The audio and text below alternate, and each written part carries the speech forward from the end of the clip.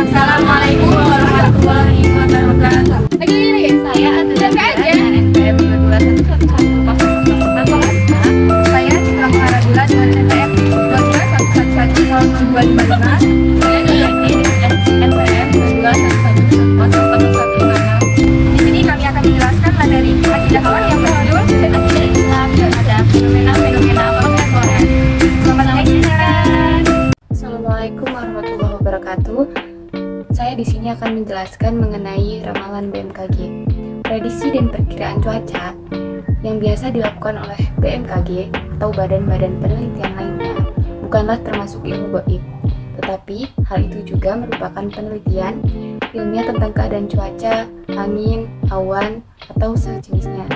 Namun, perlu diperhatikan dan harus diyakini bahwa prediksi cuaca tergantung kepada kehendak Allah, karena betapa banyak perkiraan cuaca di berbagai negara dan kota yang meleset dari perkiraannya. Mayoritas agama penduduk Indonesia adalah Muslim, dan sudah menjadi kewajiban dan pengetahuan umum bahwa kitab sucinya adalah Al-Quran, dan Al-Quran merupakan mukjizat Islam yang abadi, yang dimana kemajuan ilmu pengetahuan atau sains semakin memperkuat sisi mukjizatnya yang Allah turunkan kepada Rasul kita Nabi Muhammad SAW untuk mengeluarkan umat Islam dari segala kegelapan menuju cahaya. Setiap Muslim wajib mempelajari ilmu, wajib mengimani dan mempelajari Al-Quran, sehingga secara khusus Al-Quran mengajak untuk mempelajari ilmu-ilmu kealaman di matematika, sastra, dan semua ilmu pengetahuan yang dapat dicapai oleh pemikiran manusia. Allah juga menyeru untuk mempelajari ilmu-ilmu ini sebagai jalan untuk mengetahui al-haq dan realitas, dan sebagai cermin untuk mengetahui alam.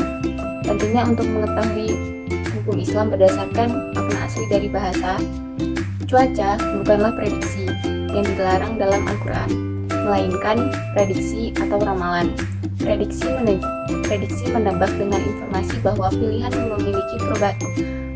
memiliki probabilitas tinggi dengan pilihan lain. Contohnya, seorang dokter yang memprediksi usia pasien dalam hitungan bulan. Prediksi juga dapat dihitung berdasarkan informasi tak langsung atau asumsi tambahan. Contohnya, hari ini kita bisa memprediksi apakah gunung akan meletus, kapan akan terjadi gerhana, kemudian kapan akan ada pasang surut air laut, dan lain sebagainya. Namun, apakah prediksi itu dilarang dalam Islam? Jawabannya adalah tidak, karena sudah menjadi kebiasaan dalam kehidupan sehari-hari sejak zaman dahulu. Kemudian adapun manfaat ramalan BMKG. Banyak manfaat yang dapat dipelajari dari informasi ramalan cuaca, yaitu seperti memberikan informasi yang akurat kepada masyarakat mengenai perubahan cuaca yang ekstrim yang terjadi pada daerah-daerah tertentu. Kita juga bisa dapat mempersiapkan permintaan dengan pergi. Jika perkiraan cuaca akan hujan, kita bisa menyiapkan payung atau jas hujan. Ini merupakan contoh dari manfaat informasi cuaca BMKG. Sekian, terima kasih. Selanjutnya, ramalan zodiak. Ribuan tahun yang lalu, ketika manusia masih hidup pada zaman jahiliyah, mereka melihat ke angkasa. Mereka mulai bertanya tentang apa yang mereka lihat di sana. Mereka percaya bahwa bintang-bintang dan benda-benda yang ada di langit adalah dewa-dewa yang mempengaruhi bumi dan seisinya. Mereka pun beranggapan bahwa mantra para dukun dan para peramal dapat bermohon kepada dewa bintang-bintang itu agar mempercepat datangnya sesuatu yang diharapkan atau menghindarkan sesuatu yang mencelakakan.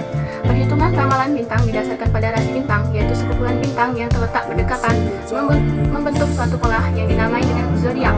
Menurut perhitungan zodiak, satu tahun ada 12 bintang, yang masing-masing bintang itu mempunyai pengaruh pada karakteristik dan nasib seseorang, seperti cara berpikirnya, sikapnya, perbuatannya, bahkan pada nasib baik dan buruknya. Ramalan bintang atau zodiak biasa digambarkan untuk mengetahui keadaan seseorang dalam jangka satu hari, satu minggu, satu bulan, bahkan satu tahun yang akan mendatang. Cara memperoleh ramalan zodiak pada saat ini sangatlah mudah. Hanya cukup kita melihat di internet saja. Begitu besar pengaruh ramalan bintang dalam kehidupan manusia, bahkan telah menyusup di kalangan umat muslim. Contohnya ialah banyak kaum muslimin yang lebih tahu dan hafal bintang zodiaknya dibanding dengan bulan hijriah kelahirannya. Sebenarnya banyak kaum muslim yang percaya dan menentukan nasibnya kepada ramalan bintang dikarenakan dia tidak memahami bahwa sesungguhnya Allah lah yang maha mengetahui nasib buruknya seseorang.